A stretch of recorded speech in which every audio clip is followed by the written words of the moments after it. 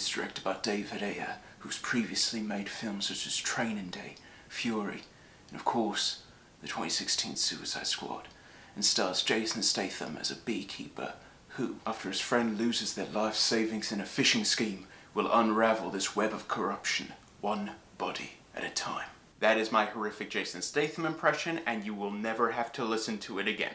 In all honesty, I do think that nowadays, Jason Statham might be the best action star we have. Not only has he nailed this classic tough guy routine that so many of us love from action stars of the 80s and 90s, but his action sequences always have this air of brutal realism. He's not just punching a guy once and that's it. He always picks up something from his surroundings and uses it to his advantage to brutally beat someone into the ground, hit after hit after hit. His attitude feels old-fashioned, but all of his action feels modernly realistic. So even though I didn't have the highest expectations for this movie, I was at least hoping that it would be a fun showcase of all of the awesomeness that is Jason Statham. And while Statham definitely delivers on that front, overall,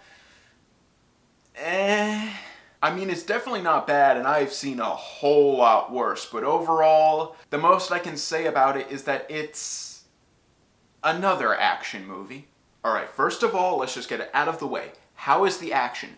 Well, the shootout sequences are okay. They're very adrenaline-fueled, but at the same time, they are very quick cut in terms of the editing. Which is weird since this is a rated R movie and they don't have to hide any brutality through the editing. But for some reason, in terms of the shootout sequences, it feels like they do a lot of times. But in terms of the hand-to-hand fight sequences, they deliver on everything I wanted from this film. Brutal as all hell choreography, beautiful wide shots that allow us to take in the amazing choreography on display. And for some reason, even though the shootout sequences seem censored in this film, the hand-to-hand combat scenes in this film packs all of the bloody brutality I wanted from the rest of the film. I'll also give credit that 80% of the cast in this film are trying their hardest. And sometimes it does succeed in terms of the actual likability of the characters they're portraying. The two FBI agents in this film have such great chemistry with each other that I legitimately liked them, even though in terms of their overall characters, there's not much to them. And in terms of the villains in this movie, they're so over-the-top classic 90s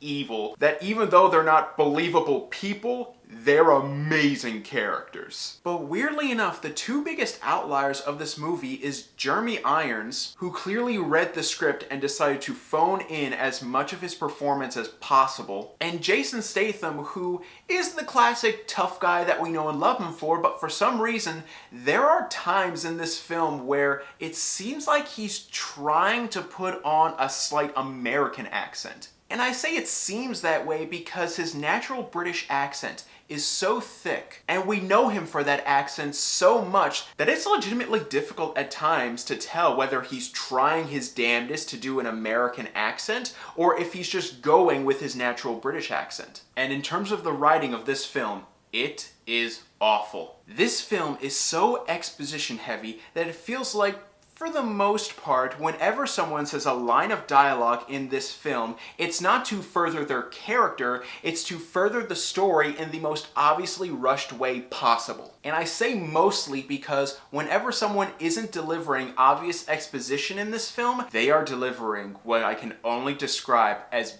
B-code puns galore. It actually got kind of hilarious the more and more they started to use these B-related code names. It's stupid and silly, which might be where the movie's coming from, but at the same time, stupid and silly is still stupid and silly. And lastly, my biggest problem with this film is just the whole feel of it all. The story, the direction, the cinematography, the whole feel of it all doesn't feel like a classic 90s throwback like I'm sure the writing intended it to be. It feels way more like a John Wick ripoff. In terms of the color palette, in terms of the world building, even in terms of the fight sequences, it really feels like the makers of this movie watched John Wick and were inspired by that film. Not to make movies like it, but just to make John Wick again. And because of those similarities, you're constantly comparing it to John Wick and how much John Wick did everything that this movie did,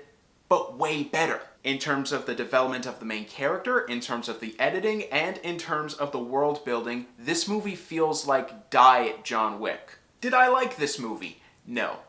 But did I regret having seen it? No. It's perfectly watchable and very flawed, but has enough strong elements in it to make it fun-esque. I'm gonna give The Beekeeper a C-. If you were to say scrolling through a streaming service for a new movie and you came across this film, it's not a waste of 100 minutes. Before I forget, guys, make sure to stay tuned for my reviews of my favorite films of all time, with the first review coming next week. Thank you guys so much for watching. You guys are the best, and don't forget to click subscribe and click that bell icon down below to stay up to date on all things movie, all things TV, all things nerd.